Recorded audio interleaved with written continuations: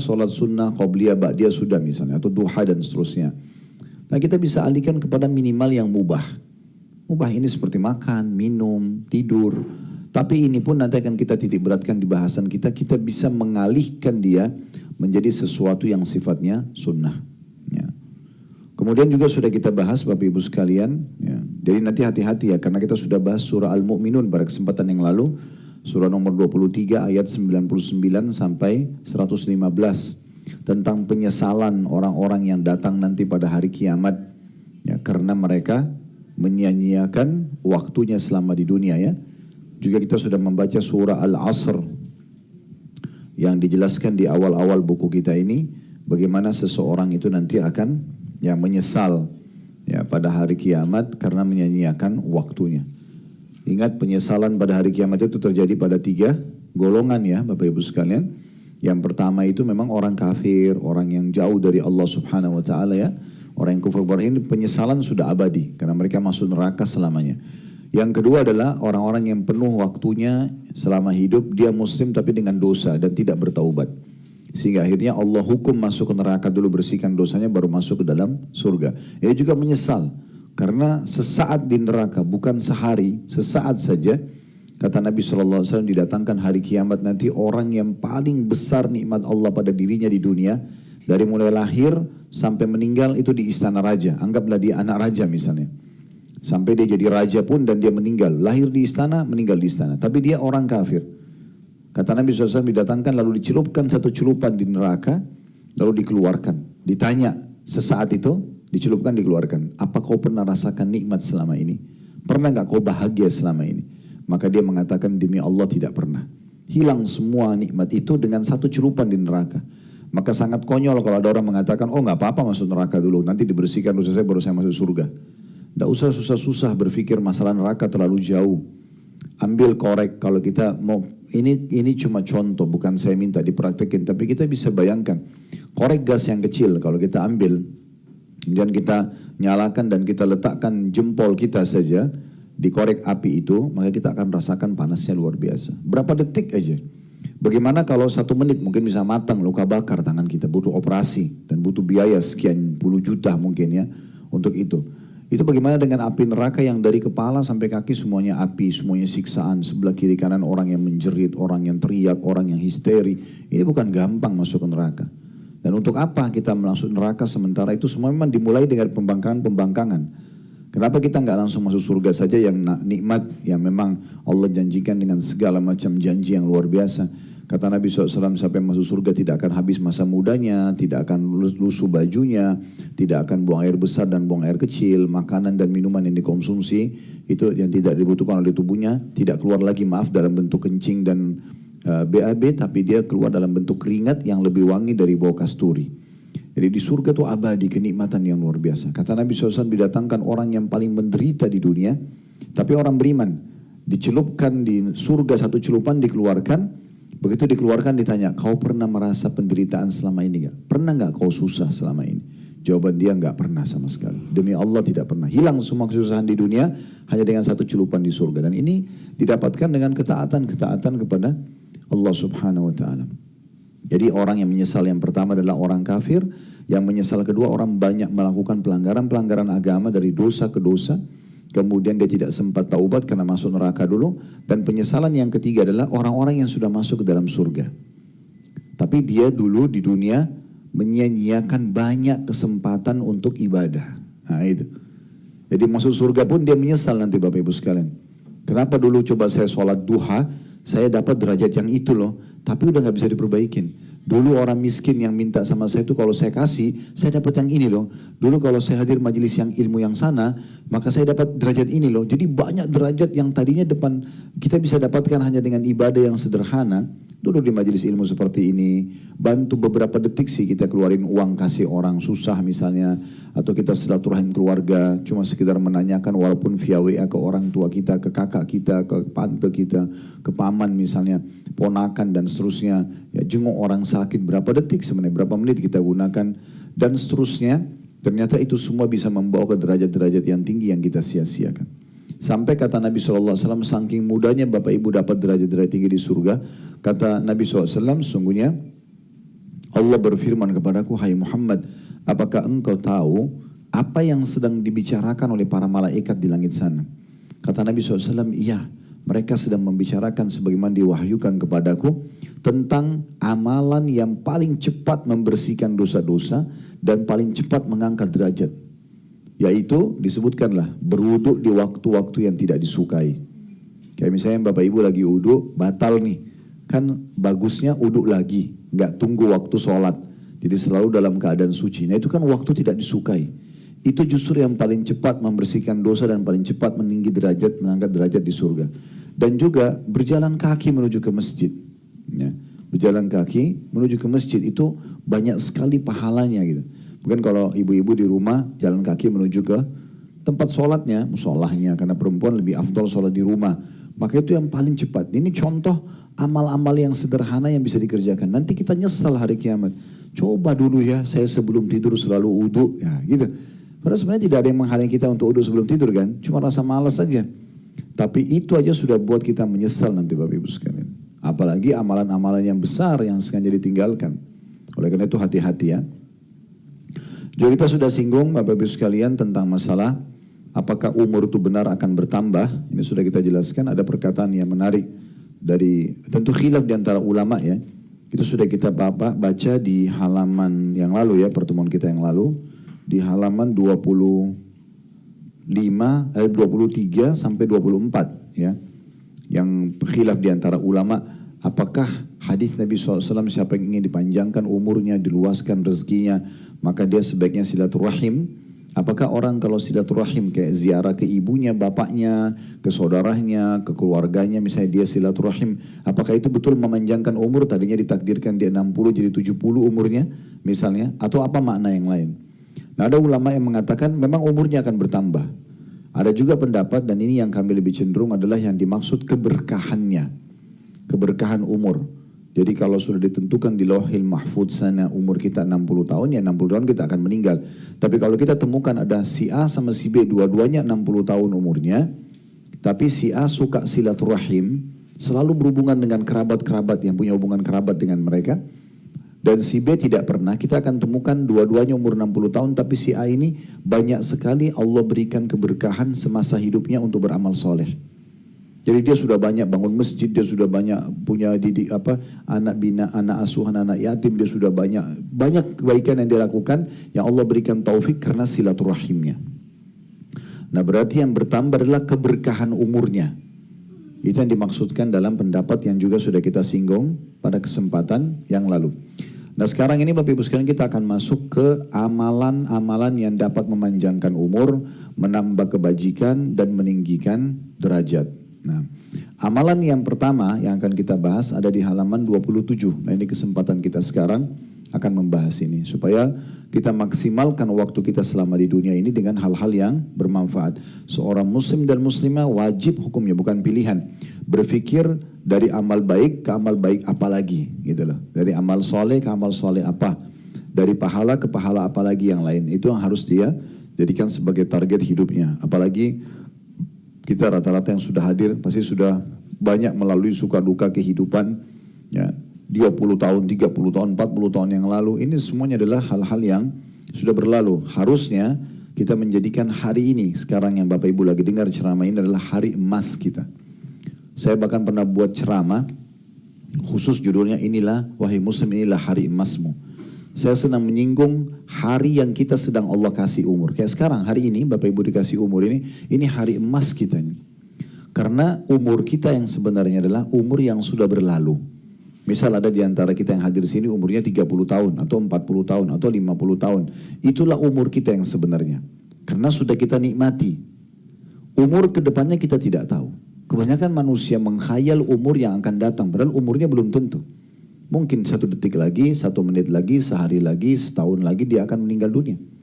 Kita tidak pernah tahu kapan. Jadi sebenarnya umur kita yang sudah berlalu. Kedepannya kita tidak tahu nih, berapa lama lagi kita hidup. Mungkin kita sudah hidup sekarang 45 tahun atau 40 tahun, kedepannya mungkin sisa 1 tahun, kita nggak tahu. Mungkin sisa sehari, kan gitu. Berarti umur kita yang sebenarnya sekali lagi umur yang telah berlalu. Nah kalau Allah masih kasih hari ini umur, ini jangan disia-siakan Bapak Ibu sekalian. Karena bisa saja ini hari terakhir. Kita nggak tahu. Jangan pernah berpikir, oh nanti sakit baru meninggal. Enggak. Saya pernah jelaskan di pertemuan kita yang lalu ya. IGD di rumah sakit itu sangat sedikit. 2-3 ruangan, 4-5 ruangan, atau anggaplah 10 ranjang. Oke, selebihnya berapa banyak ya, orang yang hadir di situ dengan orang yang lalang di pinggir atau di depan rumah sakit. Kita akan temukan kalau real kita berbicara, jumlah orang yang lalang di depan rumah sakit yang sehat dengan orang yang jadi pasien di rumah sakit berikut semua stafnya, dokter, perawatnya segala macam, kita akan temukan yang di pinggir jalan lebih banyak. Artinya lebih banyak orang yang meninggal dalam kondisi sehat daripada sakit. Jadi jangan berpikir nanti saya sakit, oh baru saya mendekati kematian. Tidak. Berapa banyak orang yang keluar dari rumahnya sehat kemudian meninggal tiba-tiba. Ini bukan saya takut-takutin, tapi memang faktanya begitu. Dan kita mau jaga kesehatan kita seperti apapun, kalau ajal datang pasti wafat pada saat itu. Gak mungkin tidak. Nah mumpung hari ini Allah masih kasih, hari ini adalah hari emas kalau saya melihatnya, karena dengan hari ini kita kalau masa-masa lalu dulu penuh dengan amal soleh, kita masih bisa menambah lagi hari ini amal soleh. Kalau masa lalu kita ada banyak dipenuhi dengan dosa, hari ini kesempatan taubat, membersihkan kesalahan yang lalu supaya kita tidak dihisab oleh Allah Subhanahu wa ta'ala. Ada seseorang bertemu dengan Hasan Basri, seorang ulama besar, ulama di zaman dulu, zaman tabi, namanya Hasan Basri. Beliau pernah bertemu dengan seseorang yang kebetulan orang itu umurnya sudah 60 tahun. Kata Hasan Basri, berapa umur kamu? Dia katakan 60 tahun. Kata Hasan Basri, kalau begitu sudah 60 tahun kau sedang menuju ke Tuhanmu. Dan sebentar lagi kau akan sampai. Maka orang itu bilang, inna lillahi wa inna ilaihi raji'un. Kami milik Allah, kami akan kembali kepada Allah. Hasan Basri balik tanya, kamu tahu apa yang kau ucapkan itu? Orang itu mengatakan, iya. Lalu Hasan Basri mengatakan, kau sedang mengatakan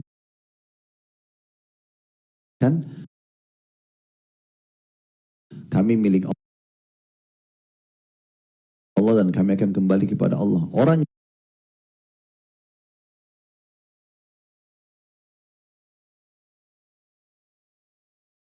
yang tahu dia akan kembali ke Tuhannya harus menyadari dan wajib menyadari kalau dia akan ditanya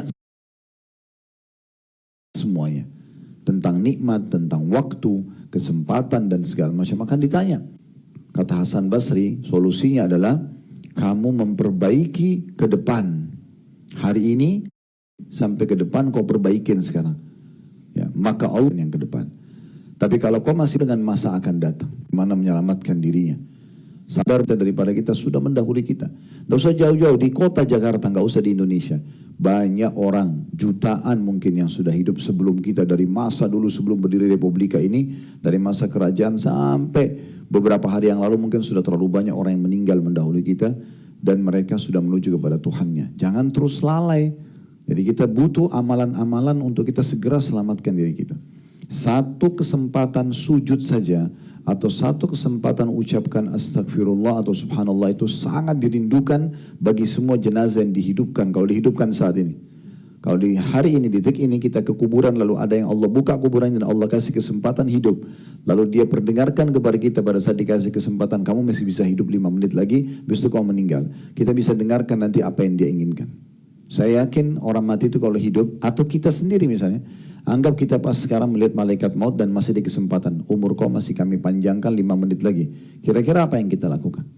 Kita masih berpikir kumpul sama teman-teman, atau memperbanyak ya mencari makanan kesukaan kita, atau bekerja, atau apa saja. Saya yakin tidak. Kita akan coba cari amal yang terbaik yang bisa kita lakukan, supaya kita pada saat meninggal ini betul-betul dapat maksimal pahalanya, atau kita memohon ampun dari dosa-dosa kita. Nah ini faktanya ya.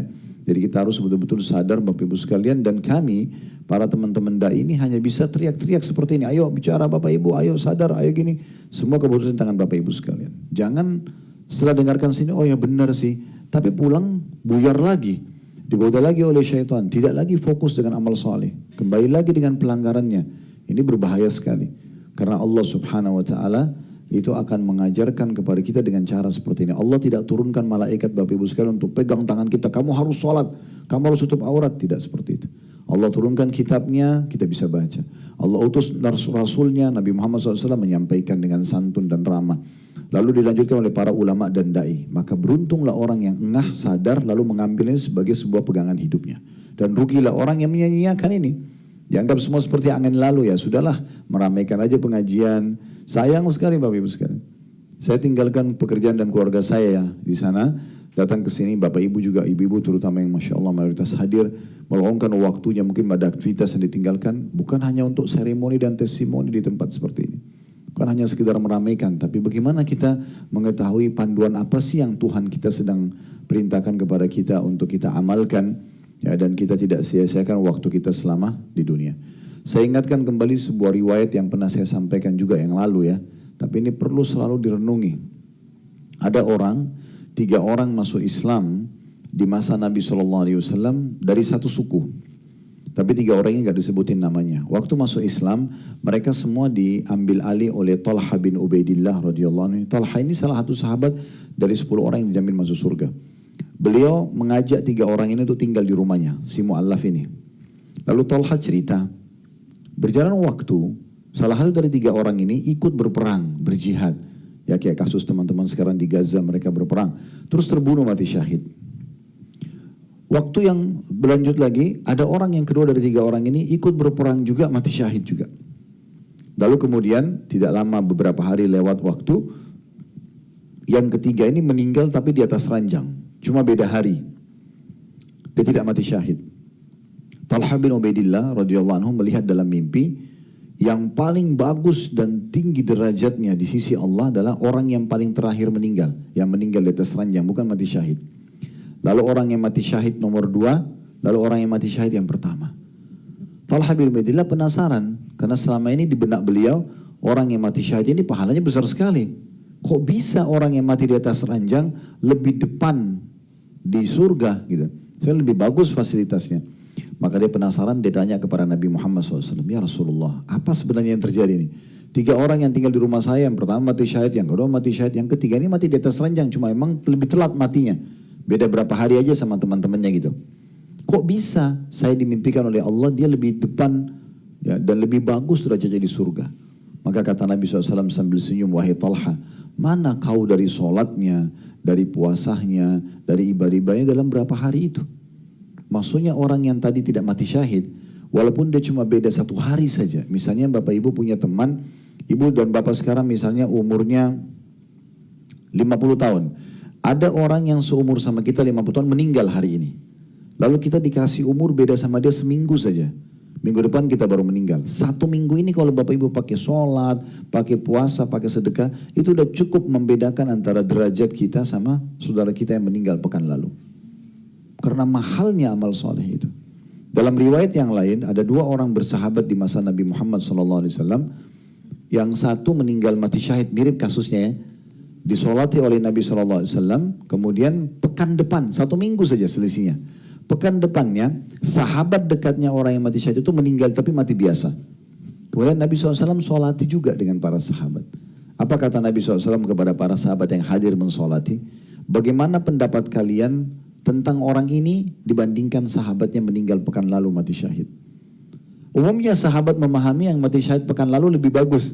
Mereka bilang apa ya Rasulullah? Semoga saja jenazah ini bisa menyusul derajat temannya yang syahid itu. Mudah-mudahan dengan persahabatan mereka nanti mereka sama-sama di surga. Pasti yang itu lebih tinggi dong. Nah, seperti itu bahasa. Lalu kata Nabi SAW, tidak. Sesungguhnya orang yang baru meninggal ini ya, dengan temannya yang meninggal pekan lalu mati syahid, beda derajatnya antara langit sama bumi. Lebih tinggi orang yang mati sekarang. Karena dia sempat ibadah 1 pekan saja. Perbedaan dengan temannya. Jadi ini mahal sekali Bapak Ibu sekalian. Makanya saya bilang hari ini kalau Allah masih kasih umur tuh hari yang sangat mahal. Kalau masa lalu kita sudah beramal soleh tinggal kita tambah hari ini. Masa lalu kita dosa kita segera taubat supaya tidak ada konsekuensi hukumannya ke depan. Baik, saya akan bacakan di halaman 27. Ini amalan pertama ya. Dari 31 amalan yang dapat memanjangkan umur, keberkahannya umur itu dan menambah kebajikan kita, tambahan catatan amal soleh dan meninggikan derajat nanti di surga. Kata beliau penulis, wahai saudaraku tercinta, marilah kita membiasakan amalan-amalan dan melaksanakan pesan-pesan dari Allah Subhanahu wa taala dan Rasulnya sallallahu alaihi wasallam yang dapat memperpanjang umur dan menambah kebajikan, yaitu sebagai berikut. Yang pertama kata beliau, dan ini yang jadi fokusan bahasan kita, carilah pahala dari Allah dalam setiap amalan yang Anda lakukan. Jadi setiap aktivitas kita per detiknya usahakan ada nilai pahalanya. Kata beliau, carilah pahala dalam tidur, makan, minum, dan pekerjaan Anda. Maka Anda akan diberi pahala insya Allah. Pertanyaan sederhana, bagaimana caranya? Tidur, makan, ya, dan pekerjaan kita dalam keseharian itu bisa menilai pahala. Ini kan sebenarnya amalan-amalan mubah Bapak Ibu ya. Karena kan makan itu mubah, sudah tahu mubah ya. Bapak Ibu kerjakan tidak dapat pahala, tidak dikerjakan juga tidak dapat dosa. Itu definisinya mubah. Ya kan kita ada 5 ya, ada wajib seperti sholat 5 waktu, puasa Ramadan, itu kalau dikerjakan dapat pahala, ditinggalkan dapat dosa. Itu wajib. Ada yang haram, ya. Haram ini kalau dikerjakan berdosa, ditinggalkan dapat pahala. Ada peluang zina, mencuri, kita tahu haram, kita tinggalkan. Ya. Kalau dikerjakan dapat dosa, kalau kita tinggalkan berarti dapat pahala. Ada yang makruh. Makruh itu dikerjakan tidak berdosa, tapi kalau ditinggalkan dapat pahala. Seperti contohnya kan makruh orang Islam itu minum berdiri. Ya. Kalau minum dan makan anjurannya duduk, kan itu. Kalau berdiri nggak berdosa, tapi makruh. Apa maksudnya makruh? Kalau Bapak Ibu kerjakan tidak berdosa, tapi kalau tidak dikerjakan dulu justru dapat pahala. Makan duduk, berdiri, duduk itu jadi pahala, gitu ya. Nah kemudian ada yang, tadi yang kita lupakan sunnah ya. Sunnah itu dikerjakan dapat pahala, ditinggalkan tidak berdosa. Seperti sholat duha, puasa Senin Kamis, dikerjakan dapat pahala, ditinggalkan tidak berdosa. Nah yang terakhir itu mubah. Mubah itu dikerjakan tidak dapat pahala, ditinggalkan juga tidak berdosa. Nah contohnya makan, minum, tidur. Ini yang ingin disinggung oleh penulis. Ini semua yang mubah-mubah aja, Bapak Ibu bisa ubah menjadi pahala, menjadi sunnah. Bagaimana caranya? Niatkan untuk memberikan hak jasad. Jadi kalau makan itu bukan cuma sekedar hilangin lapar. Karena yang ciptakan kita Allah, yang datangkan rasa lapar itu sebagai sinyal tubuh kita butuh nutrisi, itu adalah Allah. Yang pandu kita, obatnya lapar itu makan, tidak bisa yang lain. Tidur tetap lapar, bergerak tetap lapar, harus makan. Itu adalah Allah yang pandu kita. Sehingga kita niatkan makan ini memberikan hak jasad. Ini berubah hukum dari mubah menjadi sunnah. Nah ini poin penting ya. Seperti haus, bukan hanya sekedar minum, bukan cuma sekedar hilangkan dahaga. Tapi yang kita sadari dan kita renungi, oh yang ciptakan saya Allah, yang ciptakan rasa dahaga itu Allah, yang pandu saya hilangkan dahaga minum adalah Allah. Gak bisa ke yang lain, harus minum. Kalau kita hanya sekedar hilangin haus, mubah. Tapi kalau kita niat memberikan hak jasad, Allah lah yang telah memberikan saya rasa haus ini dan juga saya minum untuk memberikan hak jasad, maka berubah menjadi sunnah. Mandi, bukan hanya sekedar hilangkan gerah. Tapi bagaimana kita niat untuk memberikan hak jasad kita. Karena Allah amanahkan jenazah aja sudah jelas-jelas akan dimakan tanah, tubuhnya dengan tanah kan gitu. Tapi tetap dimandikan apalagi orang yang masih hidup. Dan Allah memberikan kita rasa segar pada saat kita mandi supaya kita mandi. Dan Allah berikan rasa tidak nyaman pada saat gerah supaya jangan kita biasakan diri seperti itu. Nah kalau diniatkan semua yang mubah-mubah ini untuk kita memberikan hak jasad, maka secara otomatis akan menjadi ya, sunnah. Sama juga ibu-ibu di rumah misalnya. Mungkin pekerjaan sederhana, rapiin rumah, ya bersihin rumah, cuci piring misalnya. Atau kalau yang pakai PRT di rumah mungkin bisa minta tolong, misalnya disuruh lakukan begini ya Mbak, buat seperti ini misalnya Bu atau apa kita bilang. Kemudian niatnya untuk merawat rumah. Itu semua bisa dari mubah menjadi sunnah. Dengan kita niat untuk menjaga amanah harta yang sedang Allah berikan kepada kita, rumah itu misalnya ya. Atau kalau rumah yang suami amanahkan ini untuk mentaati suami misalnya, karena untuk menjaga supaya kebersihan bisa selalu terjaga, kenyamanan ada dan seterusnya, maka bisa berubah dari mubah menjadi sunnah. Nah ini yang beliau maksudkan. Lalu kemudian masuklah dia, penulis merincikan lebih dalam lagi. Setelah beliau bilang carilah pahala dalam tidur, makan, minum dan pakai dan pekerjaan Anda. Tentu di sini juga makan, minum, tidur, ini mandi segala macam ini juga bisa ditambah selain niat untuk memberikan hak jasad, juga jangan lupa ikutin doa-doanya ya. Seperti kan kalau mau makan, sunnahnya makan tangan kanan dan minum ya. Itu apa susahnya sih pakai tangan kanan sudah dapat pahala. terus baca bismillah, gitu kan, dengan minum, dan usahakan tidak tarik nafas dan hembus nafas di minuman tersebut, ya. Jadi angkat bismillah dan suaranya usahakan Bapak Ibu dengar, karena biasa setan buat kita lupa. Sederhana ucapin bismillah, tapi seakan-akan kita sudah ucapin, padahal tidak. Saya sering bilang gitu sama anak-anak saya di rumah, bismillah, ya, bilang ucapin gitu, terdengar bismillah, kita sendiri dengar. Setelah itu jangan tarik nafas dan bernafas itu lepasin dulu. Kemudian alhamdulillah. Kalau mau minum lagi bisa ulangi bismillah. Abdullah bin Umar radhiyallahu anhu itu kadang-kadang dalam satu gelas bisa sampai 10 kali mengulangi bismillah. Dan 10 kali bilang alhamdulillah. Untuk raih pahalanya aja. Kan sebenarnya kita ucapin bismillah sekali bisa. Tapi beliau ingin cari pahala. Bismillah dilepas alhamdulillah. Dia dapat pahala 2. Bismillahnya pahala, alhamdulillahnya pahala. Dan pada saat mau dia ngobrol nih, minum lagi bismillah, lepas lagi alhamdulillah. Begitu terus, ya. Maka ini pahala yang luar biasa bisa dapatkan dari amal-amal yang sederhana gitu, ya. Sama juga dengan pada saat kita mandi tadi. Kan ada doanya pada saat masuk kamar mandi, ya. Doa keluar kamar mandi. Masuk kamar mandi, a'udzubika minal khubuthi wal khaba'ith. Ya Allah, lindungi aku dari setan perempuan dan setan laki-laki. Kalau keluar kita membaca, masuk dengan kaki kiri kamar mandi, keluar dengan kaki kanan, baca ghufranak, pengampunanmu wahai Tuhanku. Kata para ulama, kenapa kita kalau keluar kamar mandi baca ghufranak, pengampunanmu wahai Tuhanku? Karena sementara mungkin kita tidak buat dosa di kamar mandi. Kata ulama, karena umumnya orang di kamar mandi itu tidak beraktivitas ibadah. Maka waktu yang terbuang itu dianggap butuh pengampunan.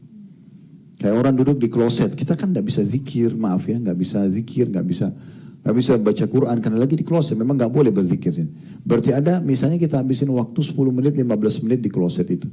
Nah ini butuh pengampunan sendiri. Kenapa kita pakai waktu kita pada hal yang tidak ada ibadahnya? Maka kita bisa baca atau kita baca ghufranak pada saat keluar dari kamar mandi misalnya. Nah seperti itulah seterusnya. Nah jadi kita ikuti dengan tambahan-tambahan seperti ini, ya. Kata beliau, ya, nanti akan diberi pahala insya Allah. Ya.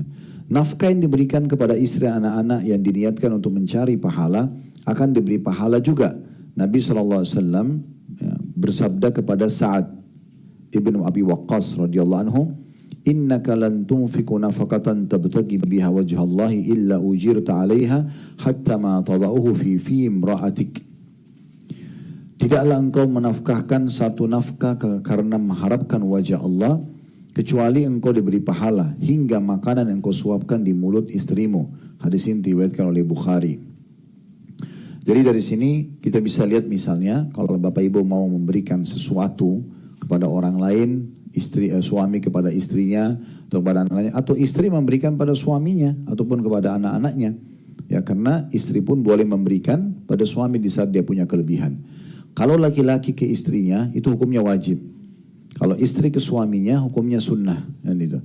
Kalau laki-laki punya kewajiban, nafkah dasar ada 5, makanan, minuman, pakaian, tempat tinggal dan transportasi semampu suami. Ya, semampu suami. Tapi yang paling dasar tuh makanan, minuman dan pakaian, gitu kan? Ditambah kalau dilengkapi dengan transportasi dan juga tempat tinggal. Nah di sini Bapak Ibu sekalian dia punya kewajiban, tapi yang sifatnya sesuai dengan kemampuan dia. Nah ini kalau dia niatkan untuk menjalankan perintah agama, mencari wajah Allah, maksudnya mencari pahala, maka ada pahalanya. Kalau seorang istri, ini pernah terjadi, tapi ini hukumnya sunnah kalau perempuan. Misalnya ibu punya kelebihan rezeki, boleh nggak seorang istri memberikan pada suaminya? Terjadi pada Zainab radhiyallahu anha. Ini seorang wanita mulia di masa Nabi SAW. Dia wanita kaya menikah dengan seorang laki-laki yang miskin, namanya Abdullah bin Mas'ud radhiyallahu anhu. Lalu dia bilang, saya punya uang nih, saya mau keluarin. Dia bilang sama suaminya, saya ingin sekali memberikan kepada anda saja. Tapi perlu saya tahu dulu, hukumnya boleh nggak sih? Kan selama ini yang ditahu adalah suami yang kasih ke istri. Sekarang istri yang mau kasih suami, boleh nggak? Maka kata istrinya, boleh nggak anda tanyakan ke Rasulullah? Karena Abdullah bin Mas'ud sebagai suami punya harga diri, dia mengatakan jangan saya yang nanya. Lebih baik kamu yang nanya. Supaya nanti kesannya kan kayak ego, kok dia yang mau dikasih uang, dia yang bertanya gitu ya. Maka pergilah Zainab ke rumah Nabi SAW untuk menanyakan tentang hukum tersebut. Kebetulan di depan rumahnya Nabi SAW ada wanita lain juga dari Ansar yang kaya, punya masalah yang sama. Dia ingin memberikan kepada suaminya. Maka berkumpullah dua orang Zainab di depan rumah Nabi SAW untuk menanyakan hukum tersebut. Ringkas cerita, riwayat cukup panjang. Lalu kata Nabi SAW, kalau engkau memberikan kepada suamimu, engkau akan mendapatkan dua pahala sekaligus. Pahala sedekahnya dan pahala silaturahimnya. Boleh. Begitu juga dengan orang tua berikan kepada anak. Semua ini akan ada nilai pahalanya selama diniatkan karena Allah Subhanahu wa Ta'ala. Jadi sampai sepotong makanan pun yang kita taruh di mulut pasangan kita atau anak kita, begitu juga dengan orang-orang di luar sana, orang miskin segala macam. Kita misalnya memberikan sembako, ya, beras, misalnya orang-orang miskin, atau Bapak Ibu saya sarankan kalau bisa sudah punya kantong sedekah bulanan, ya gitu. Misalnya kayak rumah anak yatim, sudah ada yang diblok gitu ya. Anak yatim ini berapa orang kita jadi ibu asuh atau ayah asuhnya misalnya ya. Karena kata Nabi SAW, ana wa kafilu yatim kahataini fil jannah, saya dengan sponsor anak yatim seperti ini di surga. Jadi dekat sekali ya. Dekat sekali posisi kita di istana Nabi SAW nanti di surga kalau kita menjadi sponsor anak yatim. Anak yatim adalah anak-anak yang belum balik yang ayahnya meninggal. Kalau ibunya meninggal tidak dikatakan yatim. Ya. Kalau ayah meninggal baru yatim. Nah pahalanya didapatkan kalau dia belum balik. Ya, tidak boleh nenek-nenek kakek-kakek ngaku yatim, bantu saya, itu nggak benar. Ya. Jadi ini belum balik saja. Contoh, tapi kita sudah blok nih. Ini rumah anak yatim ada berapa sih? Oh ada 200 orang. Butuh berapa berasnya satu bulan? 100 kilo. Udah dari saya aja deh. Setiap bulan kita rutin transfer misalnya. Nah, contoh saja ya. Ya. Mungkin sumber yang lain, masjid misalnya atau musola dekat rumah Bapak Ibu sekalian. Kenapa kita nggak ambil alih? Udah pembayaran listriknya dari saya aja deh. Toh orang azan ya, iqamah, orang imam membaca memandu sholat, kan kita panen pahalanya. Ya. Ada program yang kami lagi kembangin juga insya Allah itu, kita coba meletakkan di setiap masjid ya. Itu juga kita buka donasinya kalau Bapak Ibu berminat untuk menyiapkan air bersih. Tabung filter digali di masjid. Di setiap RT mungkin ya kita gali dapat air bersih terus pasangin filter seperti yang isi galon isi ulang ya, nah, pakai filter nanti ditaruh di masjid, semua warga sekitar itu boleh ambil gratis. Karena kata Nabi SAW waktu ditanya sedekah apa yang paling afdal, beliau mengatakan suqyal ma, memberikan minum ke orang lain, contohnya kan itu. Dan apa sajalah kesempatan-kesempatan kita untuk bisa meraih amal soleh, kerjakan ya, kerjakan. Dan ingat Bapak Ibu sekalian, kadang-kadang Allah Subhanahu wa Ta'ala datangkan seseorang untuk memberikan kita pahala. Jadi jangan kita mulai dengan suudzon atau sangka buruk. Kadang-kadang kita lagi butuh sekali uang misalnya, tapi ada orang lain kerabat kita minta uang juga. Sini kita bertemu dalam jiwa kita antara bantu tapi saya butuh, cuman orang ini kok nggak tahu diri ya, saya lagi butuh tapi dia minta. Sebenarnya jawabannya adalah kalau kita bantu orang ini maka urusan kita di sana akan dimudahkan ya. Cuma banyak orang tidak paham masalah itu. Dia mohon sama Allah diberikan jalan keluar, Allah datangkan dulu ujian. Nah ujian itu kalau dia lalui nanti dia akan dapat solusinya ya. Berapa banyak orang penyakitnya sembuh gak jadi dioperasi karena ternyata ada orang di masa-masa dia kritis itu justru minta bantuan, dibantu sama dia, Allah sembuhkan penyakitnya tanpa harus operasi misalnya. Nah ini harus kita peka melihat sinyal-sinyal dari Allah Subhanahu wa Ta'ala. Baik, itu masalah pemberian uang ya. Dan ini cara yang terbaik Bapak Ibu sekalian untuk bisa meraih ya, pahala juga dari harta yang sudah Allah amanahkan kepada kita. Dan dalam memberikan sedekah ini selalu ingat rujukannya surah Saba, surah nomor 34 ayat 39 ya. Potongan ayatnya Allah Subhanahu wa Ta'ala berfirman, surah Saba surah nomor 34 ayat 39, wa ma anfaqtum min syai'in fahuwa yukhlifu. Semua yang kalian infakkan ya di jalan Allah, maka pasti Allah akan menggantinya. Pasti Allah akan menggantinya. Jadi makin besar kita keluarkan jalan Allah, makin besar juga balasannya. Ya, makin besar juga balasannya. Baik, selanjutnya amal baik itu banyak sekali kata beliau. Di antaranya menyebarkan dan menjawab salam. Nah ini juga penting ya. Jadi Bapak Ibu hidupkan salam. Dan lengkap ya. Assalamualaikum warahmatullahi wabarakatuh. Lengkap. Kenapa lengkap Ustaz? Karena ini masing-masing punya makna doa, masing-masing punya pahala. Pernah ada sahabat masuk ke dalam masjid kemudian mengatakan begini, Assalamualaikum. Nabi lagi duduk dengan sahabatnya semua. Artinya semoga keselamatan dunia akhirat tercurahkan untuk kalian. Lalu Nabi SAW jawab dan Nabi mengatakan lahu asyarah. Orang ini dapat 10 pahala. Gak lama kemudian datang orang kedua mengatakan Assalamualaikum warahmatullah. Dia tambah warahmatullah. Lalu Nabi SAW jawab, Nabi mengatakan lahu ishrun, orang ini dapat 20 pahala. Ternyata Assalamualaikum itu 10 pahalanya. Kalau ditambah warahmatullah, 10 lagi. Tak lama kemudian ada orang ketiga datang, dia baca lengkap. Assalamualaikum warahmatullahi wabarakatuh. Assalamualaikum, semoga Allah berikan keselamatan untuk anda dunia akhirat. Warahmatullah, semoga rahmat. Rahmat itu karunia, rezeki terlimpah kepada anda, wabarakatuh, dan semoga selalu berkah. Berkah itu artinya cukup, mencukupi, ya. Orang ini baca lengkap, lalu Nabi SAW jawab, Nabi mengatakan lahu thalathun, orang ini dapat 30 pahala. Kenapa kita sia-siakan diri kita, kehilangan pahala? Abdullah bin Umar radhiyallahu anhuma itu kalau sudah selesai sholat duha, dia sudah sholat malam, sudah sholat subuh berjamaah di masjid, sudah zikir pagi, sudah sholat duha, ada waktu lowong dari duha menuju ke duhur, beliau lagi tidak ada aktivitas, beliau khusus keluar dari rumahnya, ke ujung jalan kembali lagi hanya untuk ucapin salam. Karena ingin ngejar pahalanya. Sayang sekali. Sekarang kita kasih contoh suami istri misalnya. Kenapa nggak ucapin salam? Walaupun via WA, walaupun via telepon. Darurat pun salam dulu. Assalamualaikum. Misalnya suami bilang sama istrinya, semoga keselamatan dunia akhirat untukmu. Warahmatullah, semoga rezeki Allah selalu melimpah untukmu. Wabarakatuh, semoga kau tercukupi. Istri jawab lagi, waalaikumsalam, semoga juga keselamatan dunia akhirat untuk anda, gitu kan? Warahmatullah, semoga Allah berikan anda rezeki. Wabarakatuh, dan semoga keberkahan Allah berikan. Itu luar biasa. Kalau satu hari kita ngobrol suami istri 5 kali, 6 kali via WA, via telepon, berapa banyak doa yang bisa kita saling berbagi. Sekarang begitu juga dengan ketemu sama anak-anak. Ngobrol sama anak-anak misalnya. Ya, kenapa nggak ucapin salam?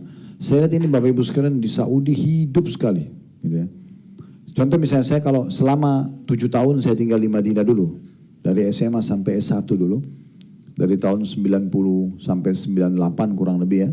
Waktu itu hampir semua teman-teman Saudi yang saya datang di Madinah berkunjung ke rumah mereka, itu kami kalau datang, kalau laki-laki ada ruang tamu sendiri, perempuan ada ruang tamu sendiri. Kami dipandu laki-laki ke ruang tamunya, si laki-laki yang temui kami suaminya, gitu kan. Kalau ada tamu perempuan masuk ke ruangan perempuan, nanti yang temui istrinya gitu. Nah pokoknya kami masuk ke ruang tamu laki-laki ini, pertama kami datang, kami ucapin salam, lalu disambut, dijawab salam sama mereka, habis itu kami dipersilakan masuk ke ruang tamu laki-laki. Setelah ngobrol beberapa saat, biasanya tuan rumah ini masuk ke dalam untuk ngambil apa yang dia mau sajikan buat tamu gitu ya. Dia masuk ke dalam dengan berbagai macam metode mereka lakukan. Biasa istrinya ketuk pintu, suaminya berdiri ngambil makanan. Biasa juga ada yang taruh bel, dia tekan kayak ada lampu atau bel nyala, itu berarti istrinya sudah siapin makanan tinggal diambil. Istrinya sudah siapin, suaminya ke dalam ambil. Yang unik pada saat suaminya itu kembali ke ruangan kami, masuk di ruangan tadi sudah ngobrol nih, pasti salam. Padahal cuma keluar doang ngambil makanan di dalam, masuk lagi Assalamualaikum warahmatullahi wabarakatuh sambil taruh makanannya. Jadi pisah dikit aja salam. Begitu terus. Di Saudi itu tidak asing kita kalau naik lift, Bapak Ibu lagi di lift, ada orang baru masuk, pasti dia salam. Di rumah sakit kah, di mall kah, itu biasa aja gitu. Di bus, kita lagi di bus nih, angkutan umum, ada orang naik, pasti dia salam. Assalamualaikum warahmatullahi wabarakatuh. Dia walaupun tidak kenal, ya. Di pesawat itu kalau kita di Saudi Airlines udah biasa itu. Diucapin salam, disambut dengan salam itu udah biasa sekali. Pramugaranya sambut misalnya. Jadi memang itu hidup sekali gitu. Nah ini yang sayang sekali kita masih belum terlalu hidupkan di tempat kita ya. Saya pernah naik ke salah satu lift di satu mall, kebetulan tempat sholatnya di lantai atas sekali. Begitu saya naik, orang-orang semua mereka pada mau ke atas gitu. Waktu saya naik, saya ucapin salam di lift itu, Assalamualaikum. Orang semua pada lihat muka saya bingung. Kayak nggak kenal kok ucapin salam gitu ya. Seakan-akan salam itu hanya untuk orang yang dikenal. Padahal perhatikan sabda Nabi SAW dalam hadis riwayat Muslim, waktu ditanya kepada beliau, ayyul islamin khair. Amalan apa dalam Islam yang paling besar pahalanya? Setelah yang wajib-wajib. Maka kata Nabi SAW, tut'imut ta'am, engkau memberikan makan orang lain, traktir orang, bayar ini. Itu pahalanya besar. wa tusallimu ala man ta'rif wa man lam ta'rif, dan engkau memberikan salam kepada orang yang kau kenal dan kau tidak kenal. Jadi tidak kenal pun kita ucapin salam, ya, maka dapat pahala. Kalau ada yang bertanya bagaimana dengan orang non muslim, Ustaz, kita tidak boleh memulai salam sama mereka. Tapi kalau mereka salam kita jawab wa'alaikum. Tidak lengkap tapi kita jawab wa'alaikum. Begitu yang Nabi SAW jawab kepada orang-orang Yahudi yang mengucapkan salam kepada beliau. Tapi salam ini perlu dihidupkan, ya, tulisan atau lisan. Sayang pahalanya itu. Kemudian beliau mengatakan mendoakan orang yang bersin dengan mengucapkan yarhamkumullah atau semoga Allah SWT mengasihi kamu. Jadi sunnahnya itu kalau kita bersin kita mengatakan alhamdulillah, ya, karena Allah mengeluarkan cairan-cairan yang ada di sekitar kepala kita ini yang mungkin akan menjadi masalah buat kita kalau tidak keluar. Makanya orang tidak ada yang bisa menampung bersinnya, ya, karena kuatnya bersin itu otomatis dari Sang Pencipta Allah untuk mengeluarkan, ya, masalah atau penyakit mungkin, ya. Kita keluarkan, makanya kita mengatakan alhamdulillah, segala puji bagi Allah yang telah mengeluarkan cairan ini, gitu, ya. Nah, orang muslim disunnahkan kalau mendengar saudaranya bersin dan bilang alhamdulillah, dia doakan. Dia mengatakan yarhamkumullah, semoga Allah merahmati Anda. Maksudnya dengan bersyukur ini semoga Allah rahmati. Nah, kita yang tadi didoakan itu yang kita bersin alhamdulillah, kita didoakan yarhamkumullah, kita jawab lagi yahdikumullah wa yuslih balakum. Semoga Allah berikan Anda hidayah dan memperbaiki keadaan Anda. Nah, ini termasuk sunnah yang harusnya dihidupkan, ya. Jadi bersin kan ini alami, ya, selalu terjadi. Baik orang lagi sakit atau tidak, kadang-kadang karena ada debu pun, ya, kita bersin. Anak-anak di rumah, pasangan selalu ingatkan. Bersin alhamdulillah. Nah, kita kalau dia lupa kita ingatkan. Kalau dia sudah ucapkan kita bilang yarhamkumullah, baru kita lagi ngajarkan orang yang tadi anak kita bisa kita bilang lagi supaya dia mengucapkan kepada orang yang mendoakan yarhamkumullah, yahdikumullah wa yuslih balakum.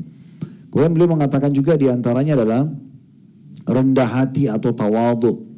Nah, rendah hati atau tawadhu. Jadi dalam Islam dianjurkan makin Allah berikan sempurna fisik kita, makin Allah berikan kelebihan ilmu, kelebihan harta, seperti pepatah kita mengatakan, ya, makin berisi maka makin tunduk, ya, seperti padi. Jadilah seperti padi, ya, makin berisi dia makin tunduk. Jadi maksudnya orang itu kalau makin tinggi ilmunya, jabatannya, kedudukannya, kelebihan fisiknya, maka bukan makin sombong, tapi bagaimana dia tawadhu, merendah. Kata Nabi SAW, man tawadha lillah rafa'ahu Allah. Siapa yang merendah karena Allah, maka Allah akan tinggikan derajatnya, ya. Bukan menghinakan diri, tapi kita tidak gunakan kelebihan yang Allah berikan ini untuk sombong. Kemudian juga memaafkan orang yang pernah menzaliminya. Nah, ini cukup banyak peringatan dari Nabi SAW dan dari Allah Subhanahu Wa Taala. Bapak Ibu bisa buka surah Al-Imran, surah nomor 3, ayat 133 sampai 134, ya. Itu ada penyebutan tentang salah satu potongan ayat yang menyebutkan tentang memaafkan orang lain, ya. Surah nomor 3, ayat 133 sampai 134, ya. Saya juga buka aplikasi Al-Qur'annya.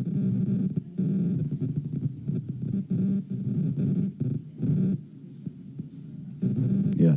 Allah mengatakan, saya bacakan, ya, Al-Imran surah nomor 3 ayat 133, wasari'u ila magfirati min rabbikum wa jannatin arduhas samawati wal ardu iddat lil muttaqin. Dan bersegeralah kamu kepada ampunan dari Tuhanmu, maksudnya selama ada kesempatan belum meninggal segera bertaubat, dan kejarlah surga yang luasnya seluas langit dan bumi yang disediakan untuk orang-orang yang bertakwa. Makna bertakwa orang yang patuh, ya. Segera nanti pada saat meninggal supaya tidak nyesal masuk ke surga, maka segera bertaubat dari dosa-dosa dan segera menjadi orang yang bertakwa. Nah, di antara ciri orang yang bertakwa 134-nya adalah alladzina yunfikuna fis sarra'i wad dharra'i wal qadimin al ghaidha wal 'afina 'anil nas wallahu yuhibbul muhsinin, yaitu orang-orang yang menafkahkan hartanya baik di waktu lapang maupun sempit, lagi kaya raya atau lagi susah, tetap aja dia bersedekah. Dan orang-orang yang menahan amarahnya. Dia bisa emosi, bisa lampiaskan, dia punya jabatan, dia punya kekuatan, dia benar, tapi dia justru mengontrol. Bahasa Arabnya kadhiminal ghaidh. Ini punya kedudukan sendiri nih, ya. Di saat kita bisa lampiaskan, kita justru tidak melampiaskannya. Kemudian dan memaafkan kesalahan orang. Nah ini ciri orang yang bertakwa. Memang berat orang tadi kita memaafkan ya. Tapi ini perintah Allah SWT. Dan Allah menyukai orang-orang yang berbuat kebajikan. Nah ini ciri orang-orang ahli surga. Nah dibalas surga ya. Ada juga 135-nya tapi ini sudah berhubungan tambahan ya. Saksi bahasan kita tadi yang memaafkan orang lain. Saya bacakan juga 135-nya sekaligus. Walladzina idza fa'alu fahishatan aw dhalamu anfusahum dzakarullaha fastaghfaru lidzunubihim wa may yaghfiru dzunuba innallaha wa lam yusirru ala ma fa'alu wa hum ya'lamun. Yaitu orang-orang yang apabila mengerjakan perbuatan keji dan atau menganiaya diri mereka, maksudnya buat dosa ya, maka mereka ingat kepada Allah dan memohon ampun terhadap dosa-dosa mereka, dan siapa lagi yang dapat mengampuni dosa selain dari Allah, dan mereka tidak meneruskan perbuatan keji itu sedangkan mereka mengetahuinya. Nah di ayat 136-nya dipastikan dengan semua itu tadi ya, dia bisa mengontrol emosinya, suka bersedekah, mengontrol emosinya, kemudian dia tidak memaafkan orang lain, dan dia kalau berbuat dosa dia segera kembali kepada Tuhannya. Di 136-nya Allah bilang ulaika jazaohum maghfiratum min rabbihim wa jannatun tajri min tahtiha al-anharu khalidina fiha wa ni'ma ajrul amilin. Mereka ini yang mengalir sungai-sungai sedang mereka kekal di dalamnya, dan itulah sebaik-baik pahala orang yang beramal dan orang-orang yang suka memaafkan orang lain. Selanjutnya kita kembali ke buku kita, dan berbuat baik kepada orang yang telah berbuat jahat kepadanya. Maksudnya tidak membalas kejahatan dengan kejahatan. Jangan orang gibah kita balas dengan gibah. Dia dosa, kita dosa. Jangan orang fitnah kita balas dengan fitnah. Dia dosa, kita dosa. Ya. Jadi jangan balas keburukan dengan keburukan. Tetap aja kita baik, ya, walaupun orang itu berbuat buruk. Ya. Kemudian di sini dikatakan semua perkara ini bila dikerjakan seorang berbuat buruk, ya. Kemudian di sini dikatakan semua perkara ini bila dikerjakan seorang muslim karena ketaatan kepada Allah dan niat baik mengharapkan wajah Allah semata, tidak dilakukan sekedar kebiasaan atau kamuflase saja, maka ia akan mendapatkan pahala. Bahkan ketika seorang muslim menggauli istrinya pun, hubungan biologis suami istri pun, ini contoh yang lain didatangkan oleh beliau, ya, ia akan mendapatkan salah seorang dari kalian adalah sedekah suami istri. Ini ada sebab hadisnya Bapak Ibu sekalian ya. Karena pernah ada sahabat-sahabat miskin datang kepada Nabi SAW mengatakan begini, ya Rasulullah, sahabat-sahabat kami yang kaya mengalahkan pahala kami. Karena kami sholat, mereka sholat, kami puasa, mereka puasa, tapi mereka punya kelebihan harta yang mereka sedekahkan, kami nggak punya harta untuk kami sedekahkan. Tunjukkan kepada kami amalan yang bisa menyamai pahala sedekah mereka. Kata Nabi SAW, Allah berikan kalian banyak sekali sumber pahala selain bab sedekah itu. Lalu Nabi bilang, di antaranya di kemaluan kalian ada sedekah, ada pahala besar. Wahai Rasulullah, apakah salah seorang di antara kami ketika melampiaskan syahwatnya akan mengapa ketika seorang laki-laki menyetubui istrinya dan mendapatkan kelezatan serta kenikmatan ia mendapatkan pahala, sedangkan ia bertujuan mendapatkan kelezatan dan kenikmatan? Maka Nabi SAW menjawab, Ara'aitum law wada'a fil haram kana alaihi wizr, fakadzalika idza wada'a fil halali kana lahu ajr. Bagaimana pendapat kalian kiranya ia melampiaskannya dalam keharaman, kalau zina, apakah ia mendapatkan dosa? Tentu jawabannya iya, karena orang zina kan dosa. Maka Nabi SAW begitu pula bila ia melampiaskan dalam kehalalan, maka ia akan mendapatkan pahala. Ya, jadi maksudnya hubungan biologis saja bisa kita mendapatkan kenikmatan sekaligus pahala. Ya. Tapi kalau diniatkan memang untuk ya menjalankan sunnah Nabi SAW. Pernah ada dua riwayat ini perlu saya sampaikan ya. Karena memang tidak selamanya orang dalam rumah tangga itu selalu ingin berhubungan biologis. Mungkin ada saatnya dia jenuh, dia emosi, dia nggak mood dan segala macam. Nah, kalau orang lagi mood, lagi segala macam mungkin sudah umum orang lakukan. Ya. Tapi tinggal diniatkan untuk mengerjakan sunnah Nabi SAW sehingga bukan cuma kenikmatan tapi dapat pahala sunnahnya. Maka pernah terjadi seorang wanita datang kepada, ini riwayat pertama yang saya ingin sampaikan, ada seorang wanita datang kepada Ummul Mukminin Aisyah radhiyallahu anha dan dia mengatakan, bagaimana kalau seandainya seseorang di antara kami lagi marah sama suaminya, lagi tidak mood, apakah dia tetap wajib melayani biologisnya? Kata Aisyah, iya. Bahkan seseorang di antara kalian kalau sudah di atas tunggangannya, kalau kita sekarang sudah naik mobil, yang sudah mau pergi, dipanggil suaminya, dia harusnya menjawab. Kenapa? Karena dia sedang bukan masalah suaminya, tapi sedang menjalankan perintah Tuhannya. Ya, gitu. Itu kalau perempuan. Kalau laki-laki, pernah ada orang datang kepada Imam Ahmad dalam satu riwayat mengatakan, apakah kami bisa mendapatkan pahala di saat kami lagi tidak mood sama istri, tapi harus memenuhi kebutuhan biologis dia? Kata Imam Ahmad, iya, kamu bisa niat untuk memberikan hak dia atau niat untuk mendapatkan keturunan darinya. Semua tetap ada pahalanya. Ya. Dan boleh kita garis bawahi Bapak Ibu sekalian, biasanya syaitan justru menghiasi biologis yang haram. Di saat orang maaf dengan pacarnya, malah dia semangat untuk biologis tersebut. Tapi kalau sama pasangan halal, dia selalu dikelabui oleh syaitan, jenuh, bosan dan segala macam. Karena syaitan tidak mau kita mendapatkan pahala. Ya. Rumah tangga itu akan langgeng ya, 50-70% kalau persentasenya di saat biologisnya sehat. Ya, di saat biologisnya rusak, maka akan terganggu 50-70% rumah tangga itu. Makanya syaitan kadang-kadang buat cuma marahan sedikit saja, udah nggak biologis 2-3 hari, bahkan 1 minggu, ada yang sampai 1 bulan. Ini semua adalah pintu-pintu syaitan yang ingin membuka pintu-pintu kerusakan dalam rumah tangga tersebut. Oleh karena itu, dalam Islam dianjurkan justru mengejar pahalanya di situ. Baik, sebagai penutup, kata beliau di sini di halaman 29 ya, sebagian salaf maksudnya orang terdahulu sebelum kita, mengatakan tidurnya orang mukmin, makan dan minumnya, semua itu adalah amal-amal soleh yang pahalanya akan mengalir padanya bila diniatkan sebagai ketakwaan dalam ketaatan kepada Allah Subhanahu wa ta'ala. Baik, ini bahasan kita Bapak Ibu sekalian. Kalau ada pertanyaan silahkan. Kita akan lanjutkan insya Allah pertemuan akan datang nanti di poin yang kedua, sambunglah silaturahim dengan kerabatmu. Ya, fadhal.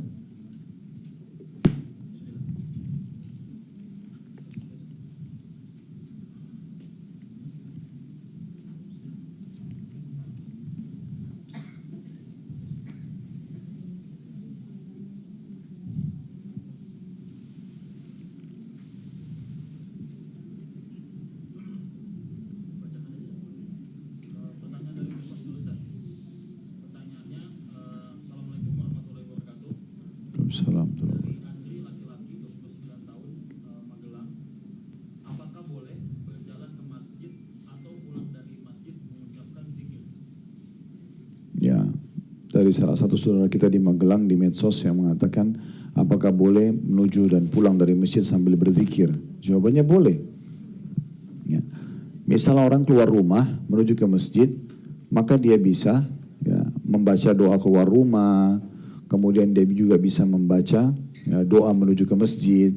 Kemudian dia juga bisa membaca doa pada saat masuk masjid dengan kaki kanan. Dia juga bisa membaca doa pada saat dia keluar dari masjid dengan kaki kiri. Ini semua ada doa-doanya. Ya. Ya.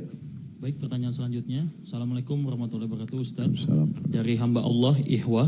Semoga Allah selalu menjaga Ustadz dan keluarga serta semua muslimin. Allahumma amin. Ustadz, jika seandainya sebelum kita pernah melakukan ibadah, namun kita terindikasi melakukan maksiat saat waktu sendiri, apakah ketika kita taubat, Allah kembalikan pahala kita? Karena saya khawatir tentang hal ini, Ustadz. Jazakallah khair. Ya insya Allah mudah-mudahan begitu ya. Karena hadis Nabi SAW berbunyi, at-taubatu jubbu ma qablaha, taubat akan membersihkan semua yang lalu-lalu ya. Dan kata Nabi SAW dalam hadis yang lain, at-taibu minadz-dzambi kaman la dzamba lahu. Orang yang telah bertobat dari satu dosa, maka seperti orang yang tidak ada dosanya lagi. Jadi kita berharap tentunya dengan kita taubat, Allah Subhanahu wa ta'ala memaafkan kesalahan kita, dan semoga saja amal-amal kita tidak ada yang terhapus ya. Baik Ustadz, selanjutnya dari medsos lagi Ustadz, dari hamba Allah perempuan dari Bekasi 23 tahun. Setelah salam, izin bertanya Ustadz, bagaimana merubah sifat saya sebagai istri yang emosian karena pernah dikecewakan oleh suami yang mungkin pernah selingkuh via online seperti afwan menonton video porno, dan bagaimana cara mengontrol rasa cemburu jika suami sedang melihat wanita lain di handphone, entah secara sengaja atau tidak. Meski ia mengatakan tidak melihatnya, tapi saya masih nggak percaya. Mohon nasihatnya Ustadz untuk saya sebagai istri Dan mohon nasihatnya juga untuk suami saya. Jazakallah khair. Ya, kita mulai dulu dari suaminya ya. Karena sini yang dibahas adalah orang yang sedang melanggar. Jadi memang ada hadis Nabi SAW yang mulia, ada 3 mata, 3 jenis mata yang tidak akan disentuh oleh api neraka. Tidak akan disentuh api neraka. Yang pertama adalah mata yang menangis karena Allah. Jadi kalau kita pernah takut neraka, minta berharap masuk surga, terus kita nangis, nah itu mata tidak disentuh api neraka. Mata yang kedua, mata yang berjaga-jaga di jalan Allah. Jadi kalau seperti sekarang orang di Palestina, mereka tidak bisa tidur malam karena peperangan, itu mata-mata berjaga di jalan Allah. Ini tidak disentuh api neraka. Dan yang ketiga, mata yang tidak melihat yang haram. Nah, jadi tontonan-tontonan haram ini kalau kita hindari, itu justru pahalanya sangat besar, gitu kan. Godaannya memang ada, tapi harusnya dihindari ya semaksimal mungkin. Tentu di saat kita sedang belajar seperti ini, kita tidak bicara tentang yang lalu-lalu. Kita bicara setelah kita sekarang diberikan peringatan Allah di siang ini, mulai sekarang kita coba berazam, bertekad untuk menerapkan ke depannya. Jadi usahakan tontonan kita semuanya yang berisikan hal-hal yang positif, yang mendatangkan pahala dan manfaat untuk kita. Ini dulu ya. Jadi itu poin tentang masalah orang kalau tonton. Ya, terlepas daripada ini suami, ibu yang bertanya atau bukan. Semua kita harusnya bisa menjaga dan mengontrol semaksimal mungkin. Dan kalau kita pernah melakukan yang salah dulu, kita bertaubat kepada Allah Subhanahu wa taala. Yang kedua, mungkin berhubungan dengan masalah hubungan suami istri. Teman-teman sekalian, kita ini menikah untuk menjadi pasangan pasangan kita, maksudnya menjadi pendampingnya. Kita bukan menikah untuk jadi pengawas, ya. Jadi jangan posisikan diri menjadi pengawas. Misalnya saya menjadi suami, kemudian saya selalu mengawasi istri saya mau tahu dia buat apa saja, dia kemana saja. Kalau memang dia keluar rumah izin ya sudah, gitu kan. Dia informasikan ya udah. Jadi tidak perlu saya masang misalnya cek CCTV setiap saat, ya, atau pasang kamera di mobil atau apa saja, itu nggak penting gitu, ya. Atau mungkin pakai aplikasi apa yang bisa mengetahui isi WA-nya dia, misal contoh apa saja yang mungkin di masa kita sekarang ada. Atau sama juga sebagai seorang istri, gitu kan. Jadi tidak perlu kita selalu, buat apa dia di luar sana, nonton apa dia, itu bukan tugas kita. Allah maha teliti, sifatnya Allah ya. Allah itu maha mendengar, maha ya. Jadi tidak ada yang luput dari pendengaran Allah SWT. Maha melihat, maha mengetahui. Allah juga menugaskan di pundak sebelah kanan kiri kita malaikat yang duduk sisi kanan dan kiri. Semuanya ini mengawasi dan tidak kita bayar sama sekali. Ini tugas pengawasan. Kita ini kalau lihat sesuatu depan mata yang baik dari pasangan, kita dukung. Kalau kita lihat depan mata benar-benar dilakukan buruk, baru kita tegur. Tapi jangan sengaja mencari konflik. Kita tidak mungkin menikah, manusia tidak ada yang sempurna, tidak ada yang tidak buat salah, gitu ya. Tapi tugas kita bukan sengaja mencari-cari kesalahan. Kalau ada depan mata baru kita luruskan, itu yang harus terjadi ya. Jadi banyak kasus terjadi ini kenapa? Karena sibuk memeriksa handphone pasangannya, ya kan? Akhirnya dia mengambil tugasnya malaikat. Malaikat yang tugasnya mencatat dan mengawasi itu nggak usah. Ada orang begitu subhanallah, dalam rumah tangga dia pakai sistem manajemen konflik. Pernah dengar manajemen konflik ya? Dalam ekonomi itu ada manajemen. Saya kebetulan pernah waktu S2, saya masuk manajemen pendidikan. Saya kebetulan yang dapat buat makalah manajemen konflik. Saya bingung kok ada manajemen konflik. Saya coba cari tahu literaturnya. Ternyata itu satu manajemen yang dikembangkan di Amerika di masa itu ya. Ini mungkin sekitar 12-15 tahun yang lalu. Saya sempat cari, oh ternyata memang ada satu sistem dikembangin oleh sebagian orang. Itu pun pakar-pakar ekonomi di sana membantahnya sebenarnya. Jadi mereka menganggap di perusahaan itu kalau tidak ada masalah berarti tidak sehat. Nah, jadi mereka sengaja itu atasannya sengaja taruh dompet, mau nguji pegawainya ini jujur atau enggak. Sengaja nguji orang. Itu namanya manajemen konflik karena dia anggap kalau normal-normal saja berarti enggak sehat nih. Nah, itu rupanya di dalam manajemen ini pun itu baru lahir di waktu itu. Setelah saya baca literatur ternyata cukup banyak juga pakar-pakar ekonomi di sana yang membantah itu. Kenapa harus kita buat konflik kan gitu. Tapi lucunya dalam masalah rumah tangga ini cukup banyak orang yang konsultasi pada kami dalam masalah rumah tangga, mereka pakai manajemen ini. Ini kalau suaminya tenang-tenang saja kayaknya ada rahasia nih. Loh kok enggak ada masalah sebenarnya? Ini istrinya adem-adem kayaknya ada selingkuhannya misalnya. Kok kenapa harus begitu? Bukan tugas kita. Bapak Ibu sekalian, kita kalau pusing sampai ke situ, ya, maka tidak ada ketenangan. Karena semuanya kita, kalau saya mau tahu istri saya per detiknya buat apa, itu habis umur saya untuk itu. Udah biarkan dia sama Tuhannya. Saya bertugas sebagai suami sampai ajal saya datang, kan gitu. Istri juga yang kita tidak tahu jangan usah dikorek-korek. Nggak perlu. Karena bukan Tuhannya aja belum tegur dia, kenapa kita harus tegur? Kan gitu. Kecuali sekali lagi ya, bukan mahram. Ibu lihat depan mata Allah perlihatkan, itu ibu tegur. Dan ingat ya, ini nasihat saya yang ketiga. Tadi itu nasihat yang kedua, jangan jadi pengawas, jadi pendamping. Nasihat yang ketiga, ini itu adalah masalah rumah tangga. Kalau pasangan kita sedang menyimpang, bukan tugas kita justru untuk membiarkan dia, menyalahkan dia. Dia sedang dipegang tangannya sama syaitan menuju ke neraka. Masa kita biarin? Hah? Kita sudah halal pasangan kita halal. Pegang tangannya, rangkul kembali. Ini nggak boleh loh, salah ini. Buat dia sadar. Saya berapa kali ketemu sama jemaah saya, Bapak Ibu, ini fakta lapangan ya. Ada berapa kali bapak-bapak datang kepada saya. Ada satu pernah di daerah Jakarta Pusat. Saya ngisi pengajian di kantor beliau mungkin 4-5 tahun. Sepekan sekali habis duhur, cukup banyak yang datang, Masya Allah, ratusan orang. Padahal ruangannya kecil gitu ya. Tapi satu waktu bapak itu pernah bilang sama saya, kebetulan beliau pemilik perusahaan itu, dia bilang sama saya, Ustaz tahu dari mana saya awalnya undang Ustaz? Saya bilang enggak. Dia sendiri yang cerita. Beliau sendiri. Saya biasanya enggak suka nanya orang ya. Bagi saya enggak penting nanya kalau memang saya tidak perlukan untuk apa gitu.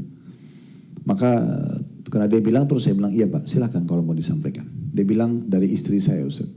Istri saya sering hadir pengajian Ustaz. Biasanya apa yang dia sampaikan, apa yang Ustaz sampaikan, dia pulang diceritain sama saya. Awalnya saya ini jauh, dia bilang. Saya ini jauh dari agama. Saya nggak pernah pikir agama, yang saya pikir itu adalah pekerjaan saya, karir saya dunia. Tapi kan istri saya sering cerita, lama-lama nyantol juga ke saya. Padahal istrinya ini sebenarnya tahu suaminya mungkin ada masalah jauh dari agama ini, kan mungkin masih terganggu sholatnya, masih terganggu. Tapi dia istrinya bukan menghardik suaminya. Dia pakai pola yang sangat baik gitu. Dia cuma menyampaikan, tadi di pengajian saya dengar ini loh. Sebenarnya niatnya nasihatin suami, karena suami posisi sebagai pemimpin, dia nggak bisa tegur ya. Maka waktu itu disampaikan begitu, lama-lama dia bilang saya tersentuh. Dan ini saya sangat bersyukur Allah memberikan kepada saya istri yang seperti ini, justru merangkul saya. Ya, kebanyakan istri kan tidak begitu. Oh kamu ini memang begini, apalah ahli neraka, buat ini, buat itu, segala macam. Padahal dia sendiri juga mungkin punya banyak kekurangan, gitu kan. Atau sama juga suami, membiarkan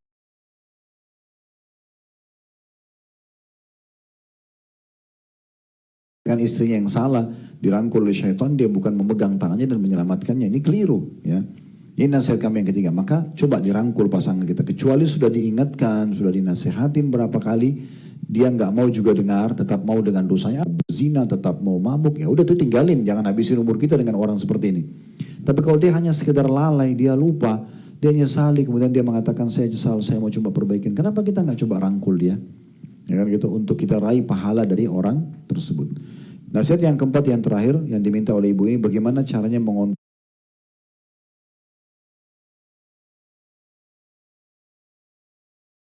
kita raih pahala dari orang tersebut. Nasihat yang keempat, yang terakhir, yang diminta oleh ibu ini, bagaimana caranya mengontrol